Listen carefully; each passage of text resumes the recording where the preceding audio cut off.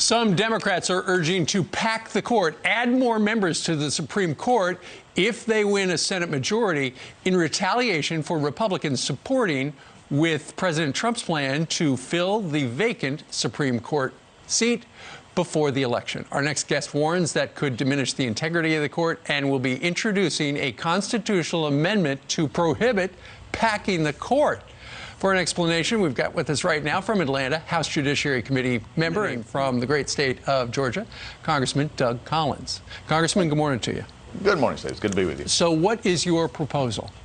Well, here's what we've seen the past 2 years. We have seen anytime the Democrats don't get their way, they want to change the rules. We saw it during sham impeachment. We saw it during, everything on the House side especially, and now it looks like the Senate's wanting to join in with this, is they just want to change the rules if they don't get what they want. So what we're going to say is this: if you want to pack the court, like Jerry Nadler, the chairman of the Judiciary Committee said, and others have said, then we want to put a constitutional amendment that said, let's take the heat of the moment out of this. Let's say the constitutional amendment said, if you want to pack the court, then it doesn't take effect until 10 years after it is actually the constitutional amendment is actually approved. That way, if you're really serious about this, if you have a reason to expand this court beyond your momentary temper tantrum, then we actually will have something that you can go ahead with it, but it takes place 10 years after the heat of the moment that we're in. So I think what we need to do is take the emotion out of this, but quit always saying you want to change the rules when you don't get what you want. Sure. Of course, a constitutional amendment, I don't have to tell you, it's tough. It's a high bar, so good luck with that.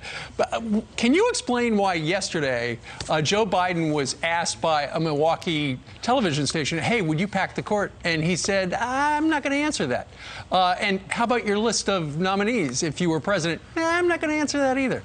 What's up with Joe? That's been the question for months now. What is up with Joe? I think he's been honestly too long in the basement. I just don't think he understands, what's going on. And it's really concerning. The American people need to really watch this. You have two candidates. Now, whether you want to vote for Joe Biden, you want to vote for the president, look at the difference in the two. The president is out leading. The president is out talking. He's doing every interview. He's doing town halls. He's doing everything he can to express what he wants to see the country is, where the country, he took the country up until the pandemic and how he's fought and made the pandemic a fight that he wants to win, and now how we get the economy back. And Joe Biden just seems to get lost in his own thoughts, and that is concerning, especially when you have Kamala Harris talking about a Harris-Biden administration or in a Harris administration. Right. There may need to be something we're looking at here. There may be a bigger play going on. I think it's officially known as the Harris-Biden administration, according to what they said last week, Congressman. If the pick of the president is Amy Coney Barrett, and apparently he did meet with her at the White House, according to sources. She went through a ferocious confirmation fight in 2017, and it was the most ferocious parts were about her faith and about her religion. And I don't know how that would play if Democrats on the Senate Judiciary Committee were attacking somebody based on their Catholicism. I don't think with 30, 20, 10 days left before an election, that's going to go over well in Pennsylvania or other places. I don't think it should go over anywhere very well. As a chaplain in the military, I've been in the military now for 19 years. I know what it's like to live in a pluralistic society.